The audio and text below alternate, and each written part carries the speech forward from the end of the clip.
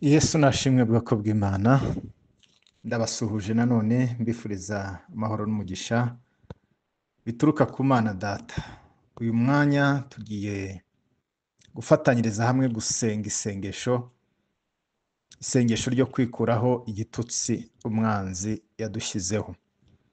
Tureba mu magambo dusanga muri Nehemiya, ibice byaho bibiri, umurongo wa 17 kugeza ku murongo wa 20. Haravuga ngo mperako ndababwira nti nimureba ko tumeze nabi, ku Yerusalemu habaye amatongo n'amarembo yaho akaba yarahiye.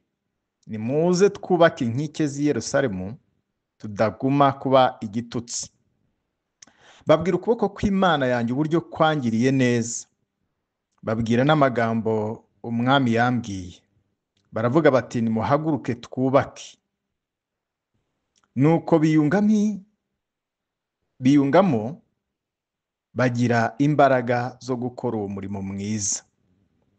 Ariko Sanibalati w'Umuhorani na Tobiya umugaragu w'Umwamoni na Geshemu w'Umwarabu babyumvise, baraduseka, badushinyagurira, baratugaya bati ibyo mukora ibyo ni ibiki?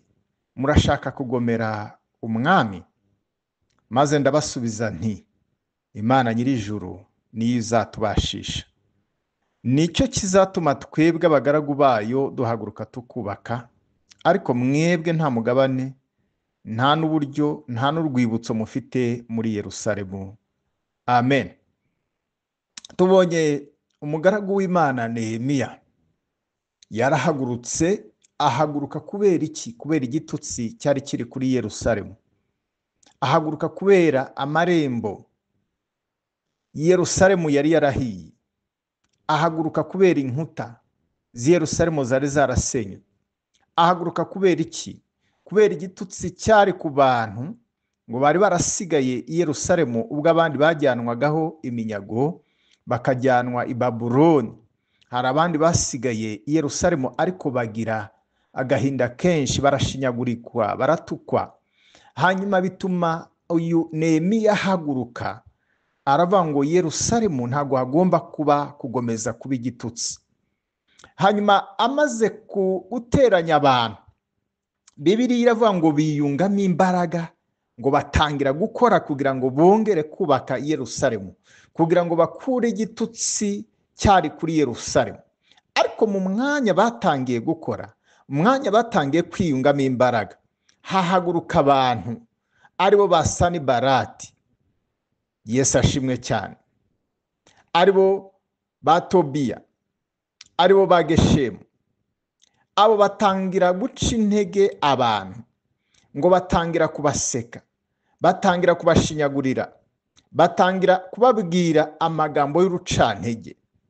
Kubera iki?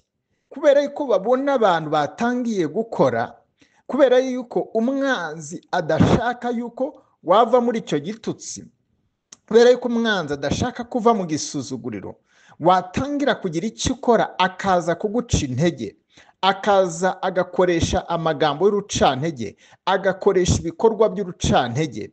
Ariko muri uyu mwanya tugiye gusenga, twirukane umwuka wose w'urucantege, umwuka uza kukunaniza. Wagira icyo ujya gukora, wagira icyo utangira gukora, umwuka akaza akakunaniza, izi mbaraga zikaza zikakunaniza. Bibiliya yambwira ngo biyungamo imbaraga, baravuga ngo reka nimuze duhaguruke twubake. Ariko umunsi babitekereje, umunsi babitangiye, Tobiya na Sanibalati na Geshemu nibwo bahagurutse. Hari imbaraga zihaguruka zidashaka yuko ugira icyo ugeraho, zidashaka yuko ugira icyo ukora, zidashaka yuko uva muri icyo gitutsi. Ariko muri uyu mwanya tugiye gusenga Imana. Ubwire Imana Data wa twese, umubwire ngo Mwami Imana ndi imbere yawe. Reka usubiremo aya magambo, vuga ngo Mwami Imana ndi imbere yawe. Uyu munsi imbaraga zose z'igitutsi, umwuka w'igitutsi wari ku buzima bwanjye, mu izina rya Yesu, mu mbaraga z'amaraso Yesu, ndamenagura uyu mwuka, umwuka w'urucantege, umwuka wa Tobiya, umwuka wa Sanibarati, umwuka wa Geshemu wazaga kunaniza, mu izina rya Yesu ndananiza uyu mwuka, ndasenya umwuka, ndawukura hejuru urugo rwanjye. Umwuka wose wazakunaniza urugo rwanjye, wazakunaniza urushako rwanjye, uyu mwuka wose wazakunaniza urubyaro rwanjye, mu izina rya Yesu uyu mwuka nusenyuke, uyu mwuka nurimbuke, uyu mwuka nukurwe mu kirere cyanjye. Senga iryo sengesho, vuga ngo wa mwuka mubi we wa Sanibarati, wa Geshemu, wa Tobiya uza kunaniza mu murimo w'Imana, uza kunaniza mu kazi kanjye,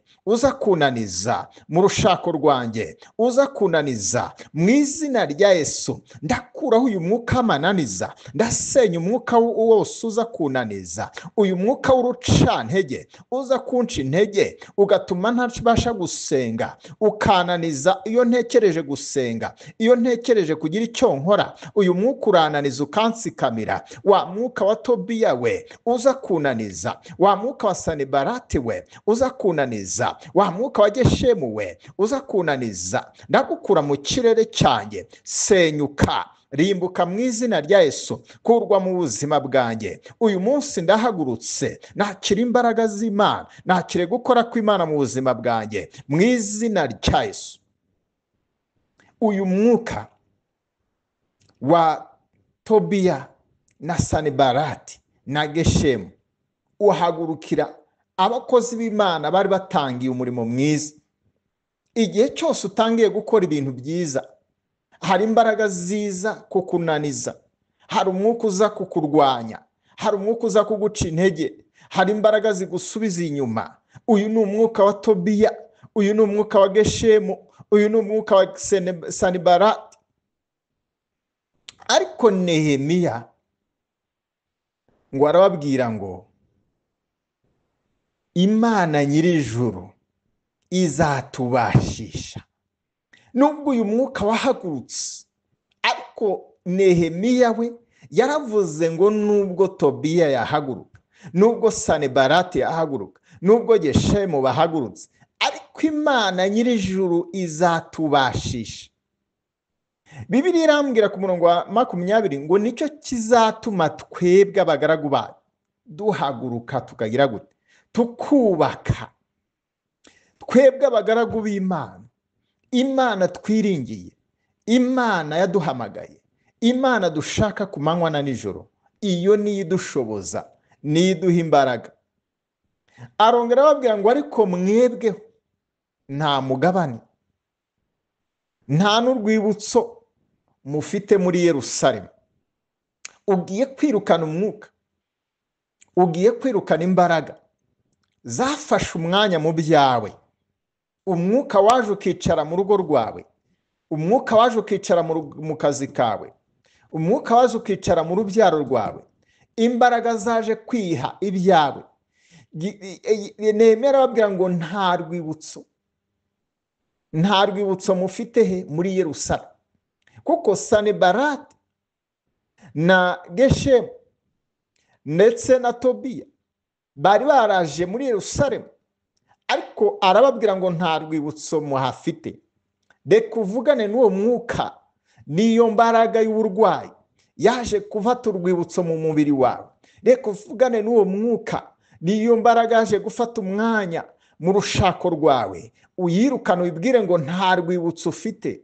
Reka dusengere isengesho nanone turangiza. Ngo wa mbaraga we, wa mwuka we, mu izina rya Yesu, wa mwuka w'uburwayi we wafashe umwanya mu buzima bwanjye, wafashe umwanya mu mubiri wanjye. Uyu mwanya nta rwibutso ufite, nta mwanya ufite mu mubiri wanjye. Ndakwirukanye mu izina rya Yesu, ndakohereye kuzimu aho iteka yakugeneye kuba. Guhera uyu munsi ndagusezereye mu izina rya Yesu. Wa mwuka mubi we waje gufata icyicaro mu rushako rwanjye, ndakwirukanye, sohoka ugende mu izina rya Yesu. Wa mwuka mubi we waje gufata icyicaro mu rubyaro rwanjye, ndakwirukanye, sohoka ugende mu izina rya Yesu. Wa mwuka mubi we waje gufata umwanya mu kazi kanjye, mu izina rya Yesu ndakwirukanye, mu izina rya Yesu sohoka ugende. Wa mwuka mubi we waje gufata umwanya mu muhamagaro wanjye, guhera uyu munsi ndagusezereye, nta rwibutso ufite, nta mwanya ufite, mu izina rya Yesu genda, sohoka, genda mu izina rya Yesu. Mukomeze guhabwa umugisha, umwami Imana bishimire, kandi muri uyu mwanya reka umwuka mubi ntakongere kugira urwibutso mu buzima bwawe, kandi igitutsi cyose umwanzi yarashyize ku buzima bwawe, guhera uyu munsi umwami Imana akigukureho mu izina rya Yesu. Amen. Imana ibahe umugisha.